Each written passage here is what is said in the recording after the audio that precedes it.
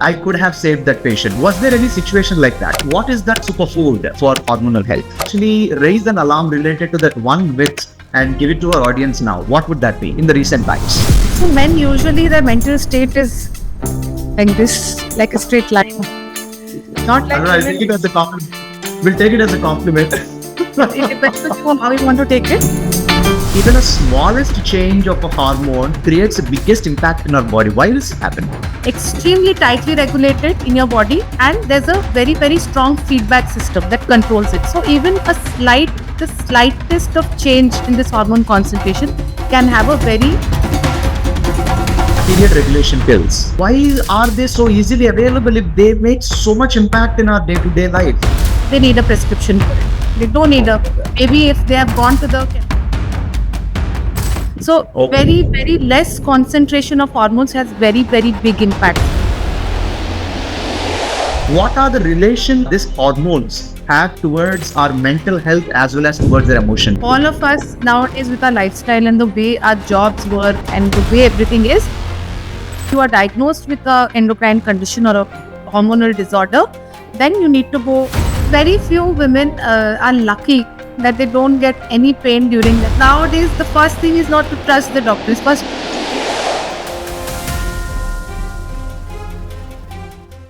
Welcome to Medicus Video Podcast. My name is Varun. I hope you're all doing well. Once again, thank you so much for all the responses that we have been receiving. However, what we have observed is a lot of people are liking as well as they're viewing our video podcasts. However, they're not subscribing to our channel. Every subscription of yours is playing a very important role for us to reach out to better doctors and also to create better content. Please do subscribe to our channel. That's going to be a great encouragement for us.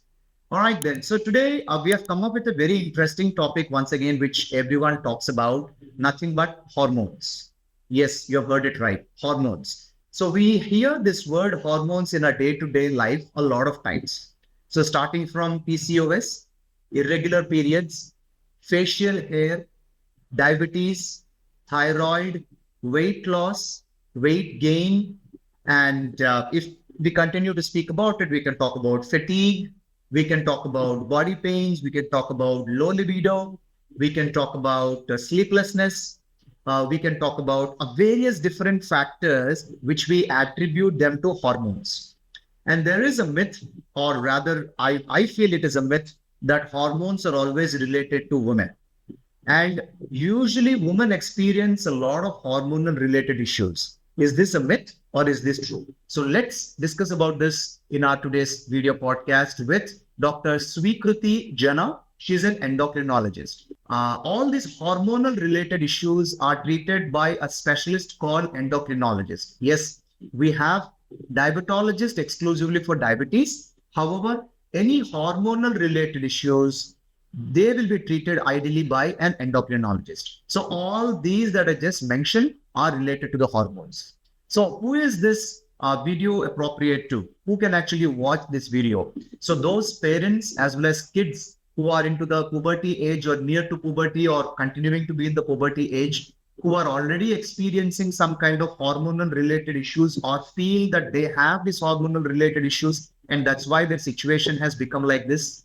And we also talk about some fitness enthusiasts, and we also talk about some health and wellness professionals. So these will be the ideal target audience for this. And I'm pretty sure every woman who's watching this, every father of a girl, every adolescent kid, every person who's watching this, because hormones are throughout our body. They are the currents that are getting passed.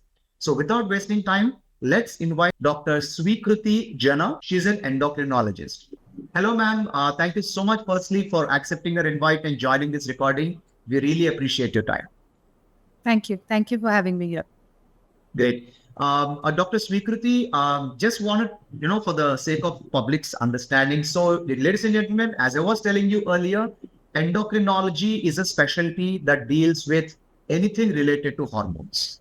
Like we were just talking about it, we talk about hormonal related issues, irregular periods, hormonal pills, we talk about low libido, we talk about diabetes, thyroid, all of them are related to hormones. Anything related to hormones, just like anything related to heart is dealt by a cardiologist, Anything related to brain is dealt by a neurologist. Anything related to kidneys are dealt by a nephrologist. Anything related to hormones is dealt by an endocrinologist. So we have Dr. Srikruti Jana. She's an endocrinology by profession, and she's got vast amount of experience in this particular area. She's here to discuss about exclusively related to these hormones. Ma'am, first and fundamental questions. What are these hormones? How do they function? How do they work? What kind of an impact do they have on our body? Yeah. So you're very right about this, that a lot of people don't know what endocrinology is. So Yes, ma'am. endocrinology, as you mentioned rightly, it is the study of hormones.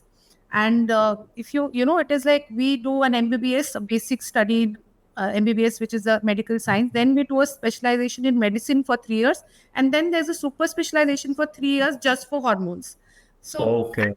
yeah, so it's a long journey to just reach to this point and easily discuss things about endocrinology. So Yes. endocrinology, hormones, if you simply put it, they are these chemical messengers. That is the easiest way to put Okay. it. These are chemical messengers that are carried in your bloodstream, and they're responsible for a lot of functions in your body. You can say that starting from the tip of your hair, from your hair root till the toenail, all of these functionings, important functionings, metabolism, growth, reproduction, mood, all of this, these are controlled by hormones. So there are Okay. various glands in our body, and there are various hormones that regulate this normal day-to-day activities and the normal, I'm sitting, I'm talking to you. All of these hormones have a big role to play.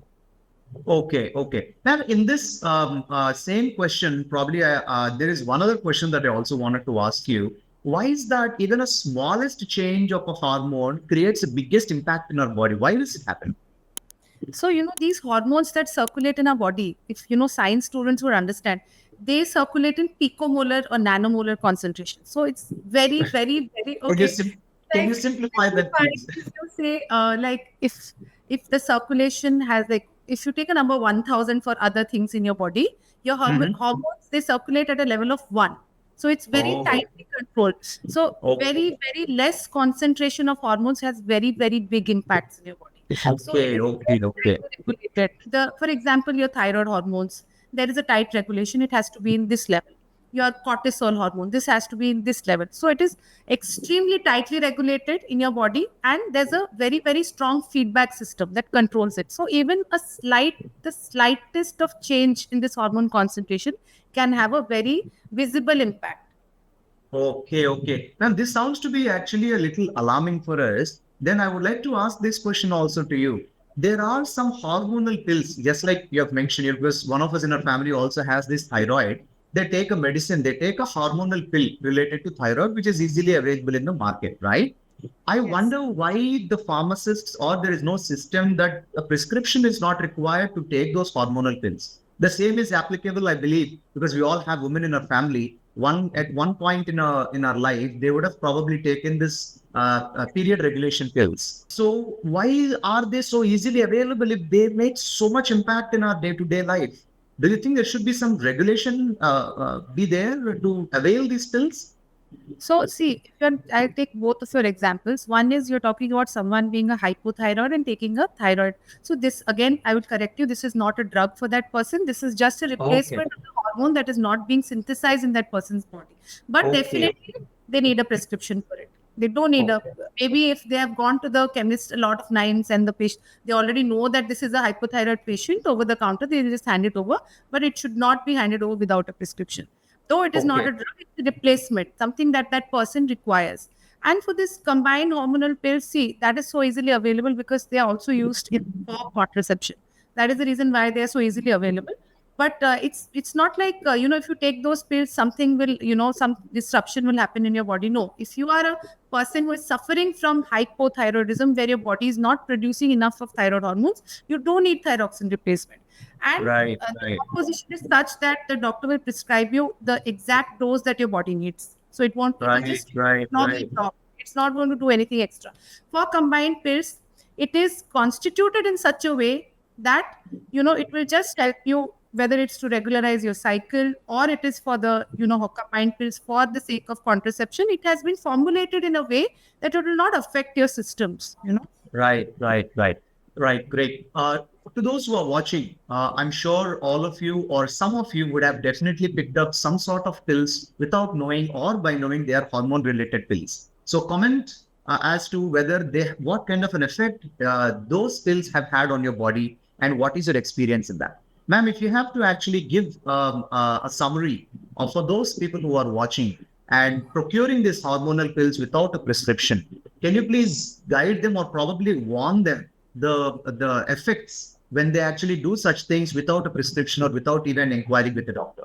Yes. So if already you are diagnosed with a endocrine condition or a hormonal disorder, then you need to go buy the prescription which is given by a doctor. Apart from that, Varun, there are people who take some over-the-counter supplements, especially young men who are gym goers, who are athletes. So they don't have an idea that a lot of these supplements have some over-the-counter, off-label hormonal constituents like some anabolic steroids. Some have Right, growth, right, some right. take growth hormones, some take this just normal the steroids, other steroids just for muscle building. So all of that Right. have a very very negative impact. And you must have heard so many young men, athletic, fit with lot of bulky muscles, they get heart attacks, and they are Yes, dying at yes. a young age. So what these anabolic steroids do, they have a lot of negative effects. One of them being it also makes your heart weak. So Right, once right, right. you exercise more and more and it's not able to function properly. So these things are important. People should not, a lot of things they're not even aware, like patients are not aware. For example, there are a lot of patients who come to me, obese women, elderly women with knee pain. So osteoarthritis of the knee is very Yes, common, and for yes. that they take some alternative therapies which relieves them of the pain. And these are actually drugs which are filled with the heavy doses of steroids, which we as Okay. endocrinologists, our hand does not go to write that amount of dose to a patient. Even Oh we my think God. 10 times to write that dose. So Oh my God. and even if the other endocrinologists have tried to test those alternative medications that are available in the market in the lab, and we've got alarmingly high doses of long acting steroids in those drugs. And Oh what my happens God. is these patients get addicted to it because the pain is Yes, relieved and has a feel good factor. exactly, So ma'am. these things are very important because they don't even know that there is something already adulterated within that so-called alternative herbs and roots. So it has Correct. steroids in high doses. Correct, ma'am. Correct. Ma'am, how about these non-steroidal tablets? Do they also have effect on the hormones? Because usually, I mean, now that people, I think they came to know that, whether am I taking steroids? Am I not taking steroids? They're at least checking in Google and seeing if they're steroids or no. So though those tablets that they're taking out over the counter are non-steroidal, do they still have any effect on the hormones if they're not prescribed by the doctors? Are there any such pills? So yeah, there are certain like non-steroidal some compositions which may have some compounds which are what we call as endocrine disruptors.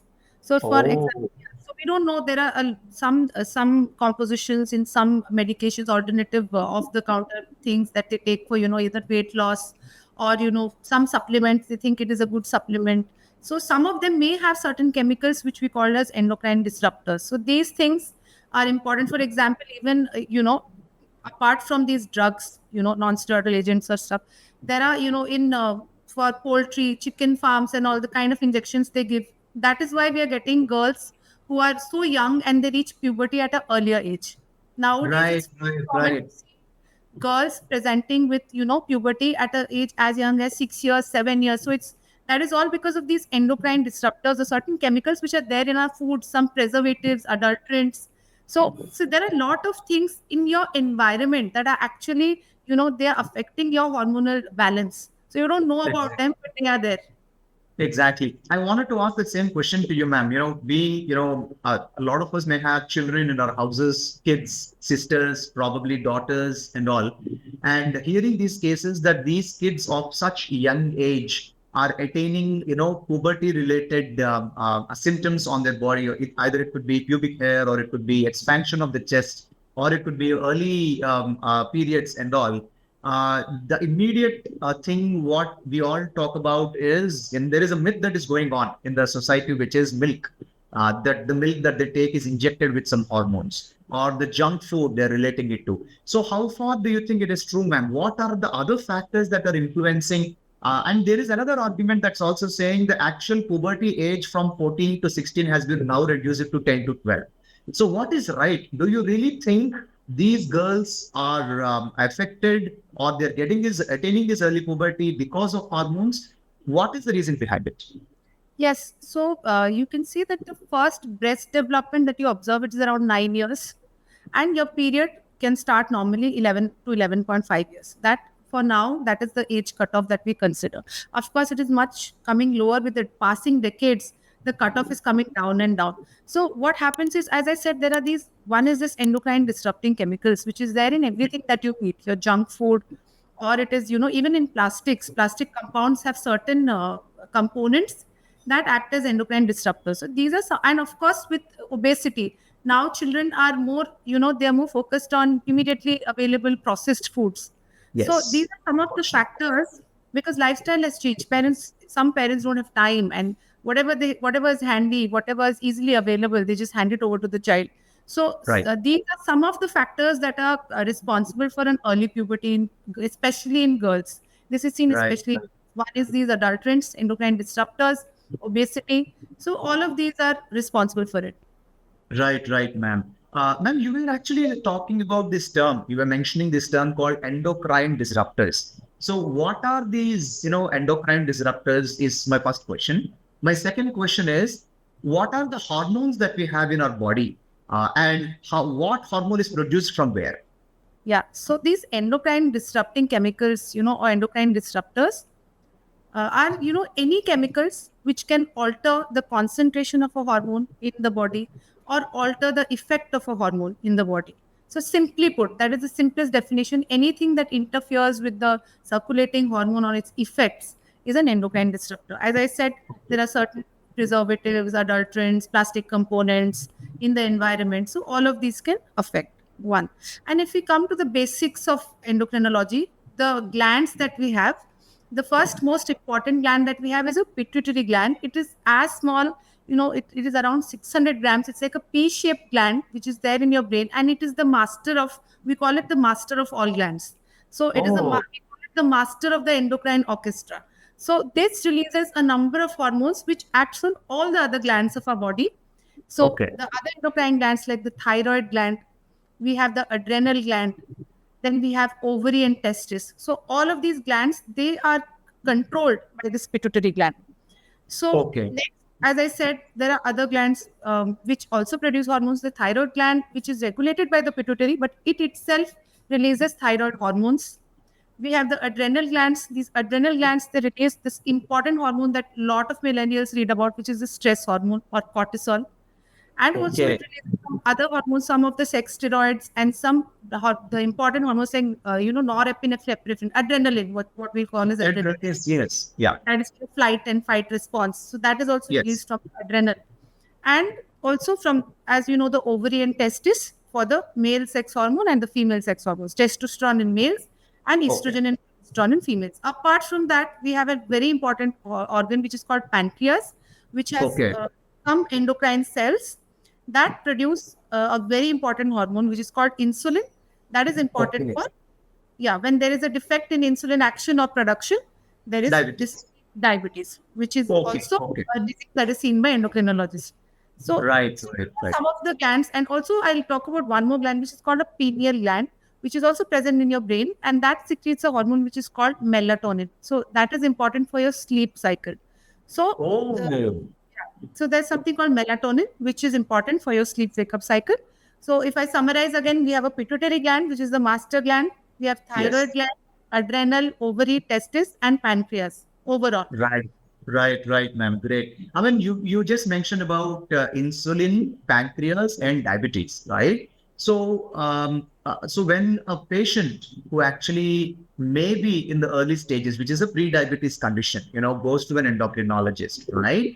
So, what would be an ideal treatment protocol, ma'am, when they actually approach an endocrinologist? So when you talk about diabetes, there are different types of diabetes. Broadly, there is, if I say broadly, we have a type 1 and type 2 diabetes. Type 1 diabetes, which we see in children, where your entire pancreatic cells which produce insulin, it is totally destroyed, almost 90% destroyed. So these patients Okay. have to be treated only with insulin. Okay. So And I have one question. Sorry to interrupt you. You just yeah, mentioned about the pancreas is 90% destroyed. That's what you said, and it's unable to actually what do you call generate insulin. Am I correct? Yes. We can't replace pancreas.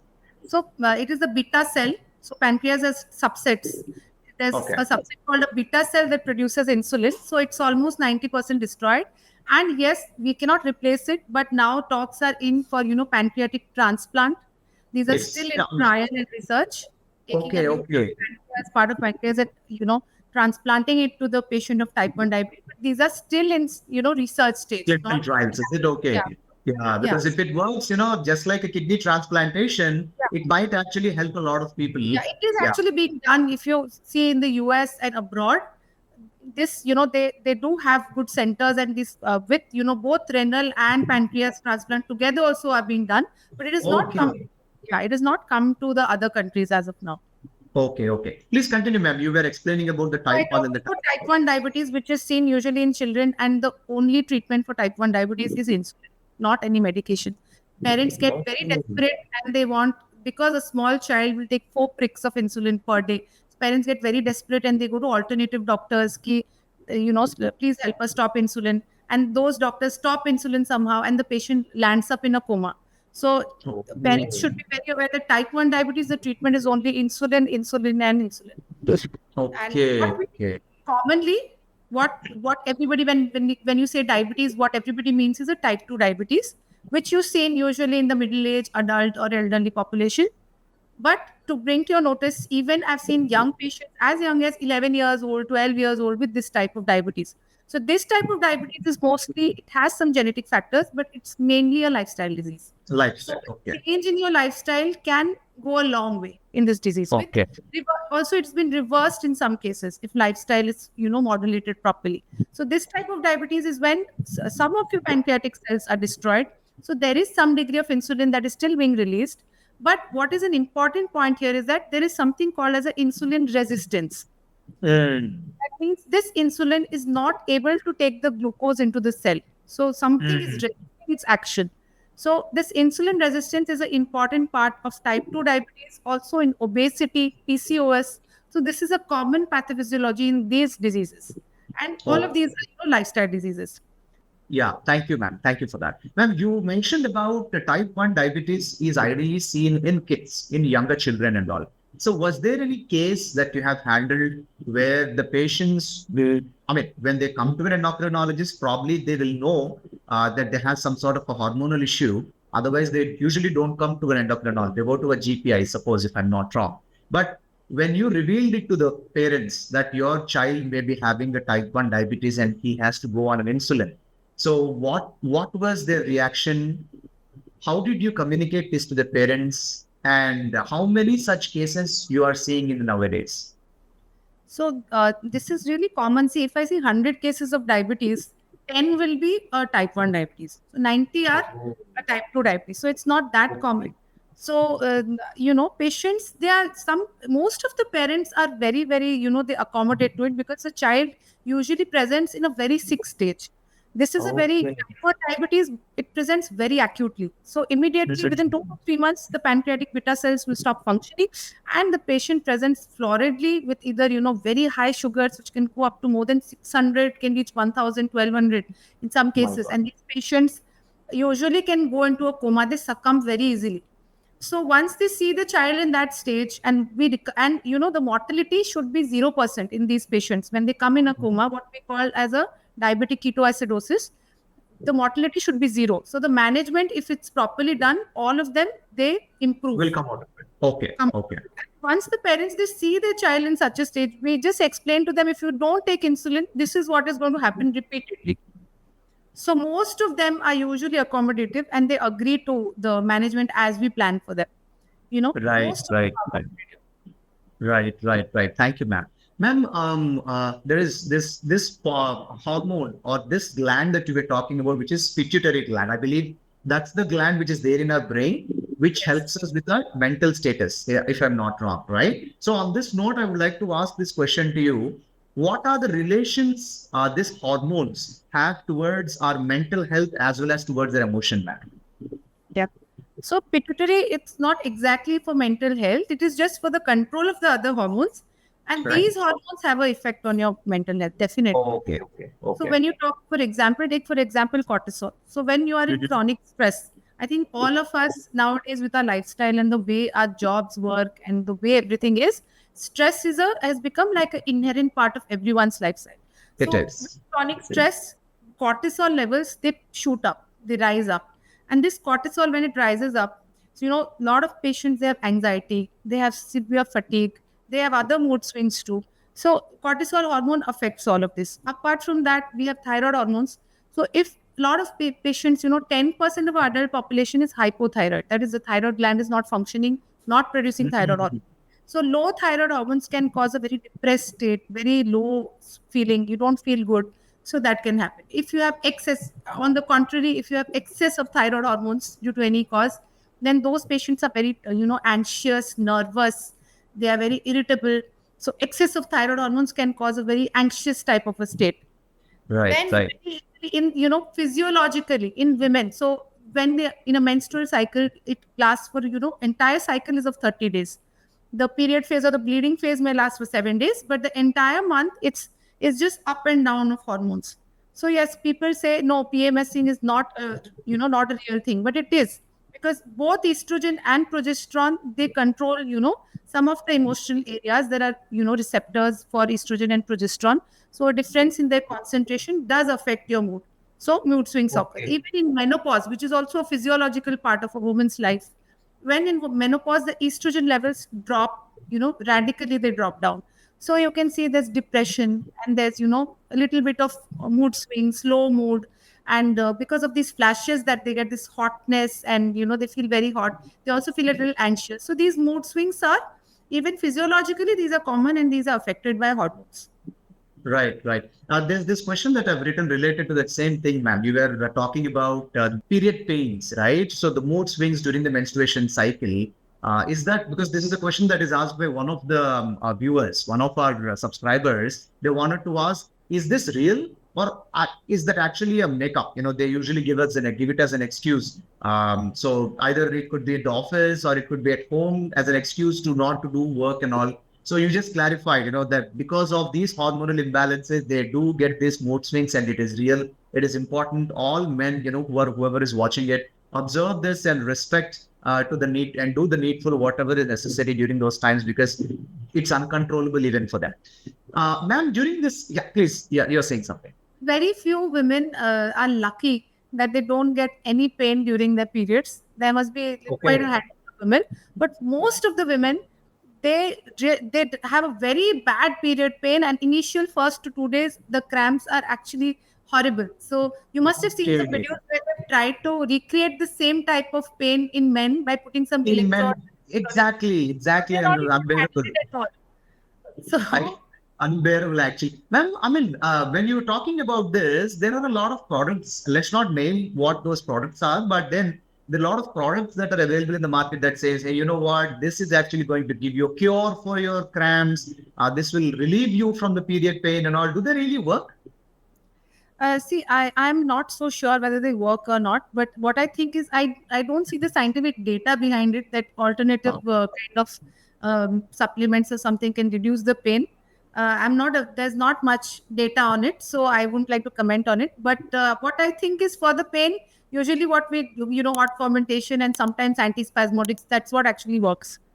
okay, but yeah, I mean, just one more time, ma'am, because I believe all these women and all these girls who are watching this video would like to get an answer for this.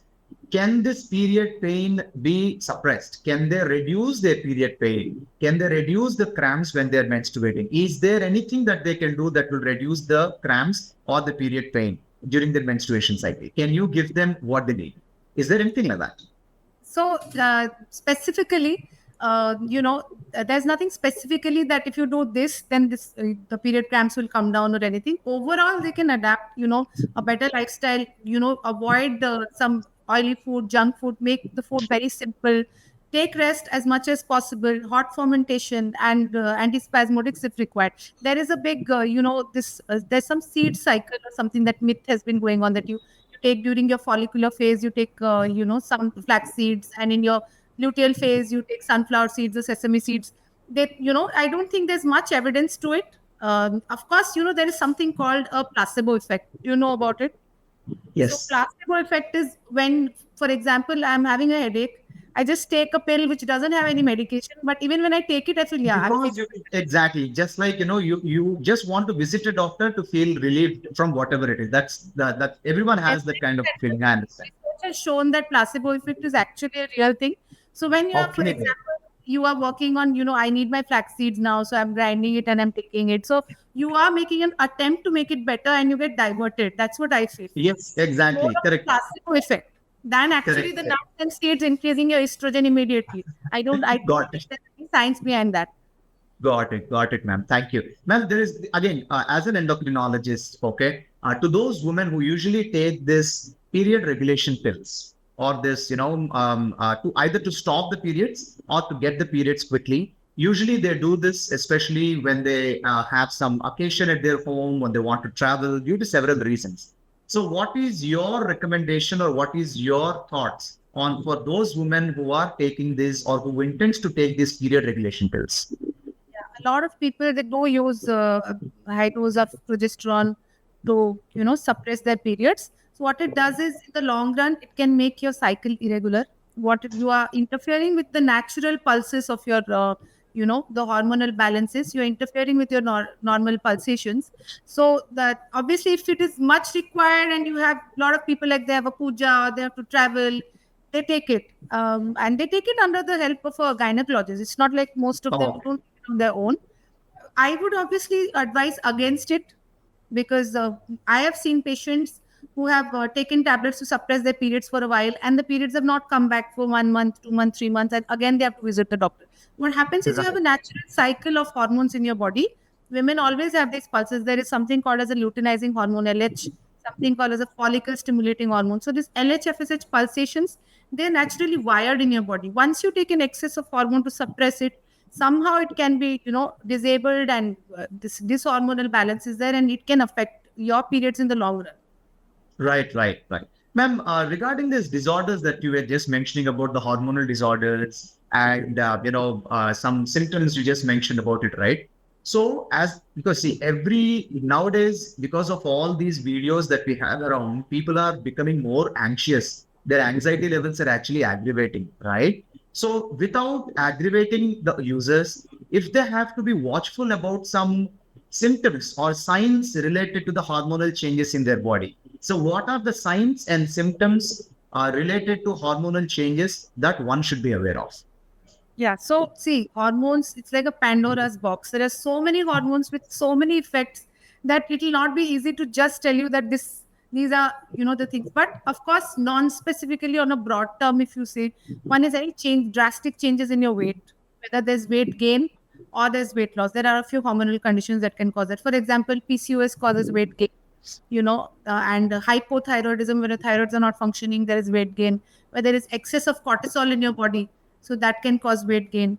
So those are few conditions. And when there's excess of thyroid hormone, or there's excessive high sugar levels, all of this can cause weight loss. So if there's a very marked alteration in your weight, that can be one of the symptoms.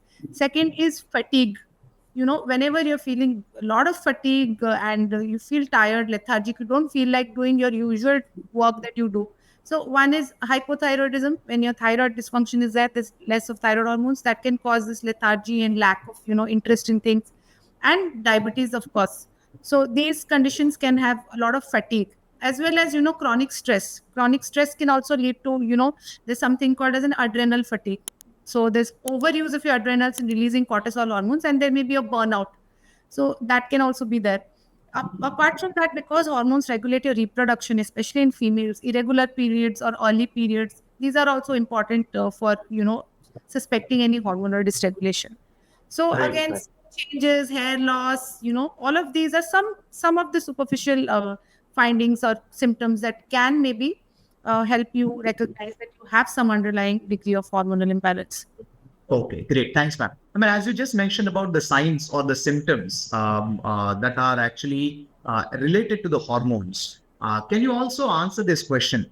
Now we've covered the symptoms. What are some medical conditions people should reach out to an endocrinologist? Okay. Like So diabetes, we just spoke first about it. common is Are they diabetes. best person to treat your diabetes is an endocrinologist. So what happens is a lot of patients come to me when they see that on my board it's an endocrinologist. So they ask my receptionist and they also ask me, ma'am, are you capable of seeing diabetes? Yes, Which endocrine yes. दिखा रही हो? Not a diabetes. Awareness is still not there. Correct. That's not there. So diabetes obviously is one of the first diseases. Thyroid disorders, hypothyroidism or hyperthyroidism.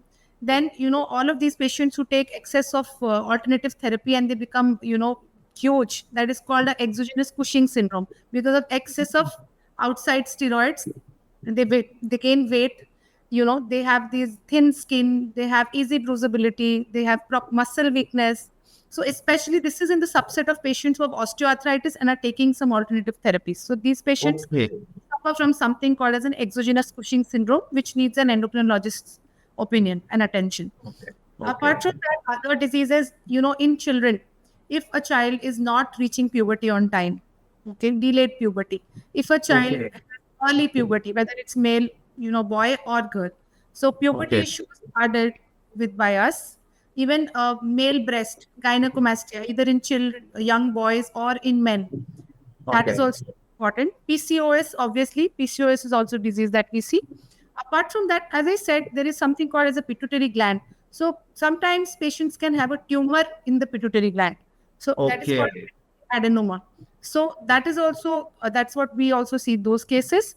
Something else which we call galactoria, which is milk secretion from the breast in females, that is also seen by an endocrinologist. And also in many cases of infertility, though infertility is managed by infertility specialists, there are certain endocrine conditions that can also cause infertility. So that is also what we see. Apart from that, an important point which I missed is there is something called as a parathyroid gland. These are small glands which are present near the thyroid. Parathyroid means Okay. near the thyroid. So these Okay. glands, they release a hormone which is called PTH or parathyroid hormone that controls the calcium metabolism of body. So, Okay. any patient was any bone problems, recurrent fractures in young, recurrent kidney stones, or any bone problem like whatever early fractures, osteoporosis, fracture with a low trauma or a low trivial trauma fractures. This is also an important endocrine problem. Thank you so much, ma'am, because a lot of us are still not aware of what an endocrinologist can do and what kind of a study they actually do in order for them to become a hormone specialist doctor. Thank you for the clarification. In all these medical conditions, again, the most important medical conditions, which is very relatable to every household who has a girl or a woman, is a PCOS. Now, what kind of a relationship does PCOS have towards the mental health of the patient, ma'am? Was there any case that you have handled that was so complicated related to PCOS, and it was very challenging for you? Can you please share some case studies? So PCOS is a polycystic ovarian syndrome. So it's a syndrome. It's not just irregular periods. What happens is in that there is this, what I told about LH and FSH, there is an axis that from the pituitary till your ovary, there is an axis. So this axis is somewhat deranged. There is some degree of insulin resistance, and also there is increase in the male hormones in these women, testosterone. So estrogen is of course high, but there is an increased degree of male hormones. What happens is no, it's not only irregular periods, they also present with acne, which can be mild or which can go to very severe acne. They have this male pattern of hair growth where Yes. the hard hair, not this soft hair that females have. It's this hard terminal type of hair which males have all over their upper lips, chin, in the all this neck and chest, hands, everywhere. So that is also one of the symptoms. So I saw a patient, most of my PCOS patients, those who have this, which is called hirsutism. So it's very difficult for them to go about their day-to-day activity because Correct. that hair is very difficult to remove. Even with laser and advanced treatments, it takes a lot of effort to actually correct that. So emotionally and this psychologically, it affects the patient a lot. And obviously, the mental health of the patient, they have a very low self-esteem. That is one of the problems in these patients. When they have a lot of acne, their body image, self-image, there is a problem, and weight gain is a part of PCOS. So even if the metabolism is low, slow, whatever they eat, even if they eat less amount of food, there is a chance that they gain more weight as compared to others.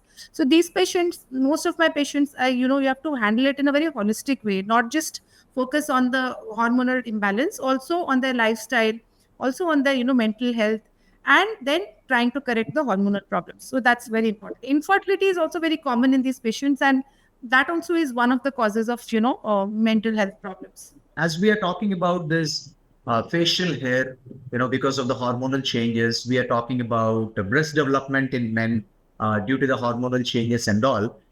With all due respect to everyone's beliefs, there are a lot of people who has different beliefs in our society, and we have, and again, the governments also are recognizing different genders that we have in our society. Ideally, we have male and we have female, right?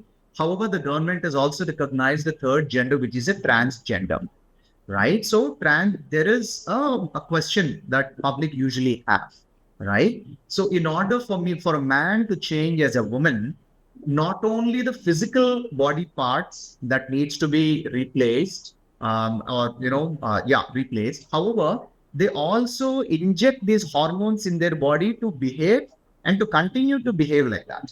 Is that true? Is there a therapy like that? Yeah, so yeah, you reminded me of another another problem that we also deal with, which is transgender endocrinology.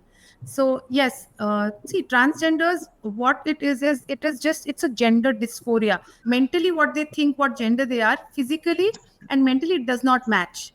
Match, So correct. there's a disparity between their mental sex and their physical sex. So Correct. that is what is, gender dysphoria. So these patients, how we deal with them is for them to undergo that path of transition. For it is a very important point. It's a multidisciplinary team effort. A psychologist, a psychiatrist with an endocrinologist, and with the plastic surgeon who is going to plan the surgery. So it is a multidisciplinary board, and the psychologist has to first evaluate the patient that actually the patient is fit to be undergoing this transition. Because once you Right. undergo that transition, There's you no coming cannot back.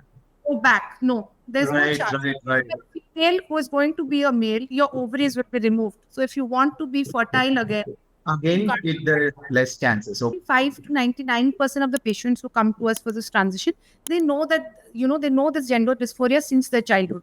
So as far as they remember that I always felt uncomfortable in this body. Most of the patients, 90 to okay. 95% plus are like this. You must have heard there was a news article where someone changed their gender for someone, and then after all the surgery is done, that person wanted to again revert. So important that you are completely sure. And for Yes. that, what we say, there is something called as a RLE, which is a real life experience. So for a Okay. person who wants to change into the other gender, at least for 1 year, he has to stay as a cross dress as the gender that he wants to live in, and Okay. live as that opposite gender as a real life experience for 1 year. That is one of Okay. the components of qualifying him or her as a to transition to the opposite gender. So Okay. for us, it is very important to first, for the psychiatrist and the endocrinologist, we also look for certain hormonal issues, because there are some disorders of sex differentiation. Some disorders are there that it is a defect, not just a psychological dysphoria, but actually the patient will have some hormonal defects or some other defects, which has led that person to think or go towards gender dysphoria. So there are some complicated things in endocrinology as well, where because of which the patient can be externally a female, but internally may think as a male, or vice versa. Okay. And vice versa. Correct. Ma'am, on this note, I have two questions. Let me ask one after the other. So you kind of said that, when a person approaches you and says that, hey, you know what, I don't feel like what my gender is physically, but I am like the opposite gender. And when you start evaluating that patient, is there any legal formalities those people who wants to actually change their gender into another gender, or you can just treat like a normal patient exclusively you for these transgenders? There is a legality? Definitely there has to be legality, because there is a legal component to it, and most patients want to change their name, they want to change their documents. So Okay. they have to do an affidavit, and there's a lot of formalities.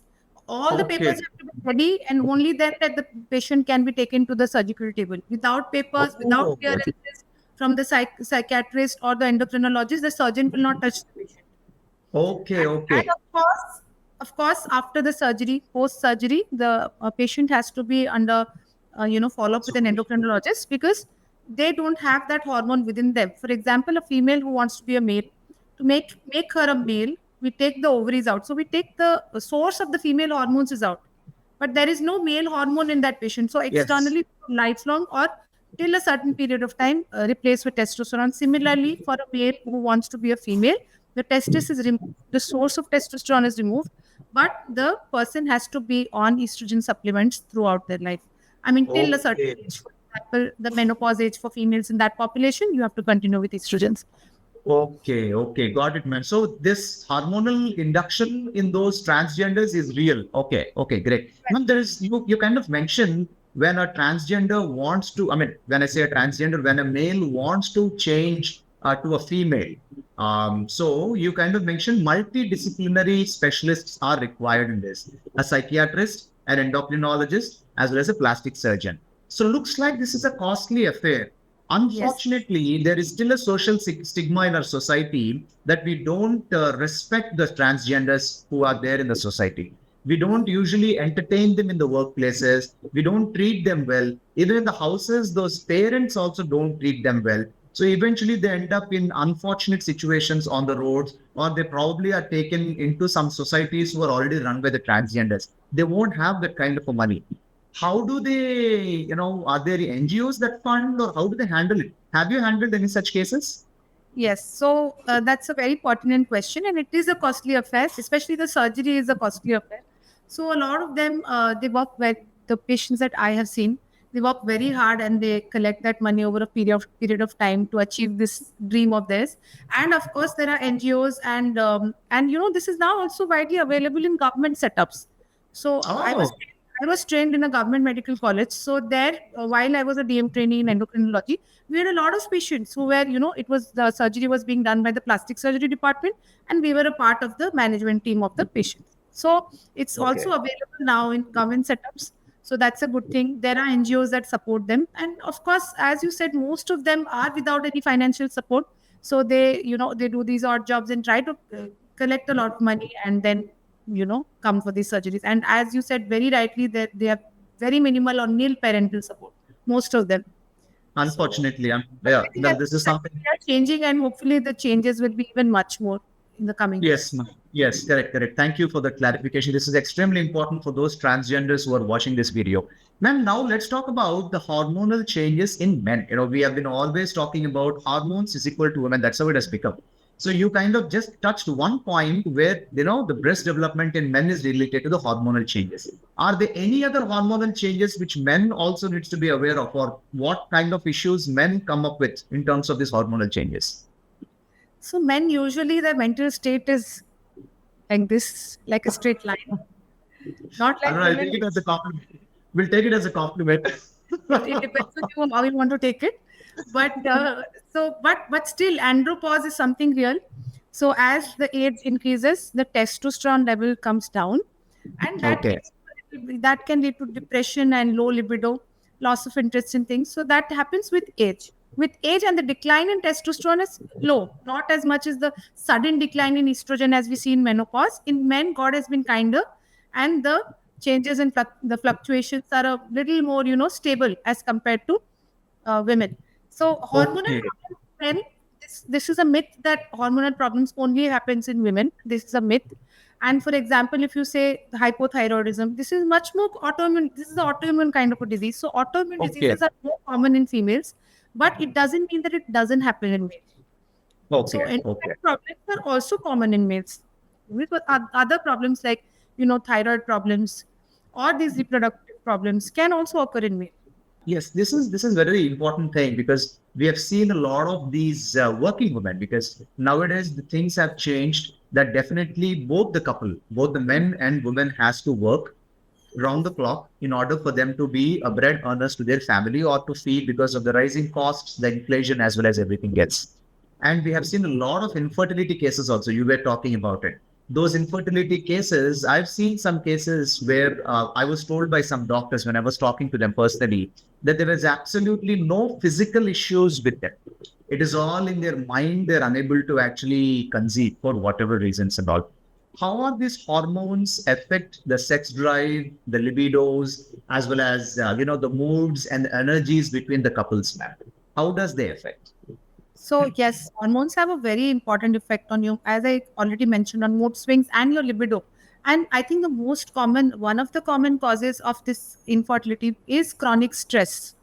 Because Okay. chronic stress, excess of cortisol can suppress your libido. It can suppress Okay. your sex, as well as it can, it can cause a kind of a, decrease in your this LHFSH drive that I was telling. This hormonal drive, Yes. it will suppress it. Excess of cortisol. That is one of the reasons. And see, when they are saying that there is no other cause of infertility, everything has been ruled out. So what we call is, it is psychological or a somatoform kind of a thing. That is because of Mhm. these mental, mental stress or depression, fatigue. All of these factors, they also contribute to infertility. And now, Okay. Okay. I earlier we used to joke that engineering colleges are coming up like mushrooms. Now, infertility centers are coming up like mushrooms. It is alarming, the number of It centers is. that are It is. coming. And obviously, because there is a demand, it is increasing. Yes, ma'am. Yes. And now let's talk about this lifestyles, right? Because we were talking about when we were talking about type 2 diabetes, lifestyle fixing can actually help in healing from the type 2 diabetes and all. So, can you actually tell me what is the biggest myth you have heard related to this hormonal therapy? Sure. Yes, hormonal therapy. A lot of people are taking some natural supplements, or these Okay. are not exactly the hormone, but some supplements that they claim to be similar to the hormone, like a Okay. substitute. For example, for thyroid hormone, if someone has hypothyroidism, someone is trying to take thyroid hormone supplements. Someone has diabetes, they're taking some supplements that somehow they think they will improve the insulin action and decrease the sugar. So all of this, these are not approved, first of all, and there is Okay. there's lack of scientific data on it. So the patient should not take these and think that this is the be all and end all for their treatment. That will lead to a lot of complications. So this is one myth that I would like to bust. Great, thanks, ma'am. Ma'am, before we go to the quick rapid fire that I have for you, see, now I think just like how we have in this Western world, people are now becoming a little curious in terms of how do I prevent? I mean, though doctors have been talking about it, or a lot of elders and younger, older generations were saying about it, prevention is always better than cure. Unfortunately, we are now catching up with this field. It's been late, but better late than never. So, as a part of this preventive measures, so we encourage, or a lot of people encourage, use public, general public, whoever is healthy or whoever is having some sort of issues, to go through some body checkups. It could be a full body checkup, or it could be regular checkups and all. They go through these body checkups every once in 6 months or once in 10 months, kind of a thing and all. Are there any tests that they need to include in these regular tests that they can watch out related to these hormones, hormonal changes or imbalances and all? Do you prefer any tests back? Broadly, if they are doing it on themselves without any consultation, I think a thyroid profile can be something that they can do, a TFT Okay. thyroid test. And obviously, if the patient is obese, or there's a hypertensive, has cholesterol issues, has a family history of diabetes, or is a woman who has had diabetes in pregnancy, or is a girl with PCOS, these patients can also do a routine screening for diabetes. That is fasting plasma sugar, a postprandial sugar, and a glycated HB1C. So these are the basic things that they can do. And also you can do a vitamin D, should be included in all of the tests. These are the broad tests that you can do. Others, I think you should only do it after consulting a Okay. endocrinologist. As I told you, one of the very important points that we have been discussing is chronic stress, chronic stress, chronic Yes. stress, cortisol. So I've seen a patient who has done his cortisol level and has come to me, ma'am, it is this, what do you interpret? So no, you cannot just interpret cortisol like that. So don't do any tests on your own. You have to Okay. take a consultation, and then specialized tests in endocrinology, they cannot be advised by everyone, and they should not be done without any advice of an endocrinologist. So Right, it should right, be right, prescribed by an endocrinologist. right, right. So you're suggesting don't go to a Google doctor, go to an actual doctor and get a prescription and then go to a diagnostic center. I think I shared this recently, like 2 or 3 days back. I had a patient, a young boy, 28-year-old boy, who has been diagnosed with hypothyroidism. That is when your thyroid glands don't produce enough thyroid hormones. So he's been diagnosed 6 months back, and he has changed 3 doctors. So he Okay. finally has come to me, and I adjusted doses. He's like, ma'am, I'm feeling so anxious. I'm always anxious. I'm scared. Why this happened to me? What happened? I was so young. I'm so fit. And he's all bulky and he has muscles. Okay. So I apologized to him, but it was so funny. I just laughed for 2 minutes. I said, you have, I was very stressed out. I was stressed. You took my stress out by these questions. Why he has these questions? He said, I refer to Google for everything. And he said he has seen that hypothyroidism can cause infertility. So he's Oh, that is going to happen later, and he's sure that he's infertile. So I said, we can't test okay. it on you right now. You have to wait, but don't think that you're infertile. Otherwise, you will become infertile. Yes, yes, ma'am. Ma'am, on this note, I mean, what kind of weird, I mean, this is one of the experiences that you were talking about. What kind of an experience which it was very difficult for you to handle with these patients who have probably spoken to this Google system and got answers from them? What is so difficult in convincing or educating these kind of patients, ma'am? So, for example, I had an obese patient. So nowadays, when your obesity is very strikingly, it is BMI, body mass index is high. We have treatment options for obesity. We have certain Okay. drugs.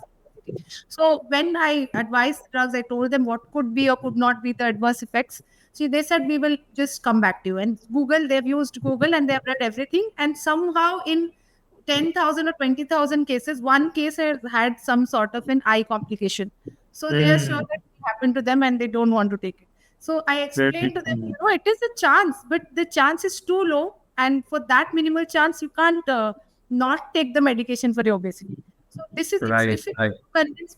And patients, they have very minimal trust. I see there are a good amount of patients who trust their doctors blindly, but some of them, it's very difficult to explain to them, and they believe the internet. They believe these wellness coaches. I mean, no offense to anyone, they believe them much more than someone who's qualified to actually tell them.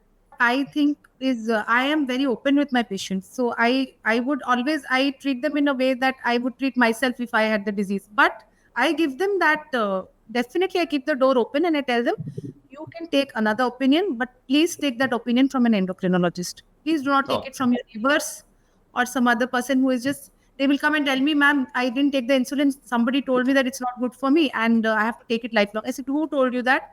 My neighbor told me that. So I said, is your neighbor right. qualified enough to tell you? So I always give my patients an option for a second opinion, but from a qualified person. If they Oh, feel apprehensive, there is no problem in them going and taking a second opinion from the person who is qualified. I don't stop right, that. Everyone has a right to take a second opinion, but not right, from right. people who are not qualified. Great. Thanks for that advice, ma'am. In your case, again, was there any patient where that patient has to definitely take that medicine, like example, insulin, but they did not take it, they have taken someone else's opinion, and they landed up in an emergency situation, and you felt so bad about it, or I mean, what happens in that situation is you'll feel like, I wish that How could patient I say? listened to me. I could have saved that patient. Was there any situation like that? Can you probably explain us in a couple of minutes? So yes, so there are a lot of diabetics who are so poorly controlled. So we explain to them that you must take insulin at least for a while. Take it. I had a patient who had a foot ulcer. So it was a little raw at the moment that he had come to me. But I told him, you take insulin, we'll control your sugars aggressively. And once your sugars are down and you're taking antibiotics, this should heal. It is not that big, it can be healed. So that patient was not convinced with the idea of insulin. But 3 or 3.5 months later, I get a inpatient call. So the patient had come to OPD initially, inpatient Mhm. call. He's been admitted under the surgeon.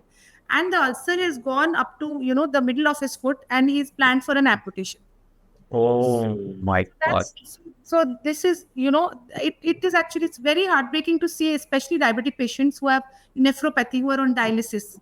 Their kidneys have stopped functioning. It is very difficult to see those patients. I mean, if they would have controlled their diabetes at the right time, you don't go to such a sorry state. It's very difficult. 3, 4 times you have to go to the hospital for dialysis. Your kidneys are not working.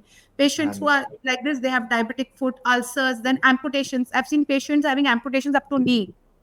Yes. So these are all the long-term complications of diabetes that most of the patients are not aware of, or they think that it won't happen to us. Right, ma'am. Right, right. Great. I mean, thanks for that also, ma'am. Ma'am, there is this question again, because what happens is when a healthy patient is diagnosed with diabetes or with some thyroid or with something else which is related to anything for that matter, it will be very difficult for them to believe it. the immediate answer what they give is those tests are wrong.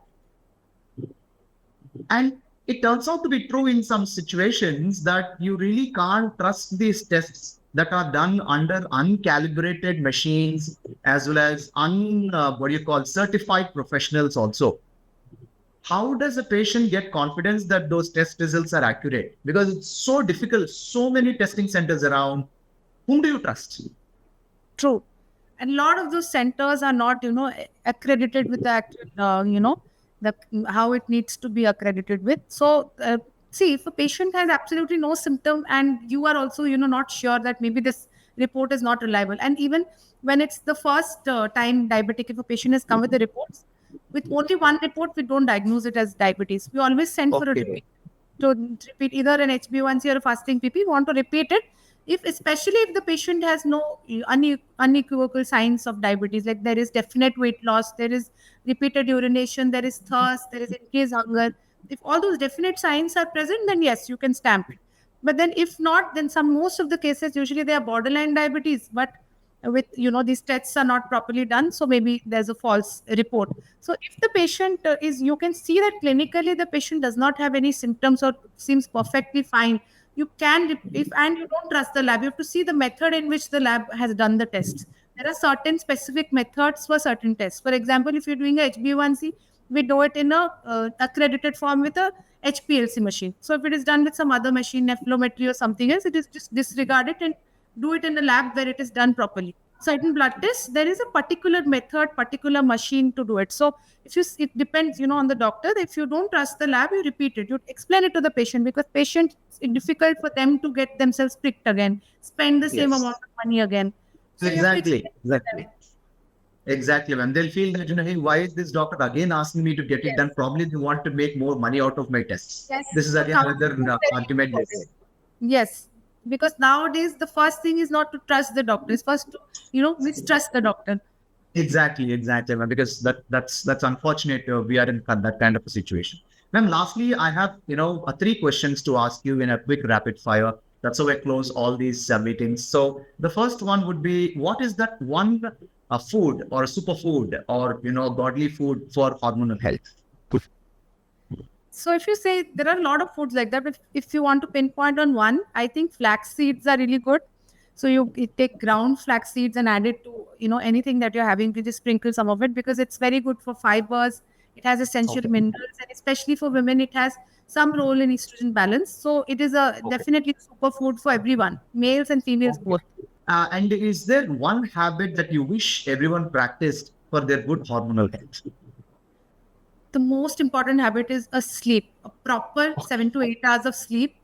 That is so important. So you have to cut your screen time 2 hours prior to your sleep. Make an environment which is, a lot of people complain that we are insomniacs, we can't sleep. So you should have ideally at least a 7 to 8 hours of sleep. And for that, you have Yes. to reduce your screen time. Stop caffeine 5 to 6 hours prior to your sleep. There should be no Yes. stimulants, and then Right. you should sleep with a, light, if you want a light music or gentle stretching yoga, and then, or sleep with a good book, and just have a good sleep is just very important for optimum hormonal health. And I mean, you must have seen a lot of myths that are going around with social media, right? Related to hormones or hormonal related health or anything related to medical field. And if you have to actually raise an alarm related to that one myth and give it to our audience now, what would that be in the recent times? So the most recent one that I was talking about is seed cycling, which is taking What is it, ma'am? Can you say it again? it is something called as a seed cycling for females. Seed cycling. Okay, got it. Yeah. So it's for the luteal phase, they advise flax seeds, Okay. For follicular phase, they advise flax seeds and pumpkin seeds. For luteal phase, sunflower seeds, sesame seeds. Though these seeds are good in essential minerals and fibers, also flax seeds has something called as lignans, which helps in estrogen balance. But I don't think there's any data to back it up. So seed cycle is one of the myths in the recent times that I would like to bust. Great, great. Thank you so much, Dr. Svikruti. I believe most importantly, the important thing that you have actually educated and brought to our awareness is for anything related to hormones. It could be PCOS, diabetes, thyroid, or it could be, weight loss, sudden weight gain, obesity, anything related to hormonal health. There is an endocrinologist who is qualified exclusively dealing with hormonal related issues. So this is something that is an eye-opening to a lot of our subscribers and a lot of these viewers, ma'am. Thank you so much for clearing all our doubts in detail. And I believe this is going to be a eye-opening kind of a video for all of us, including me for that matter, because you also cleared a lot of my doubts too.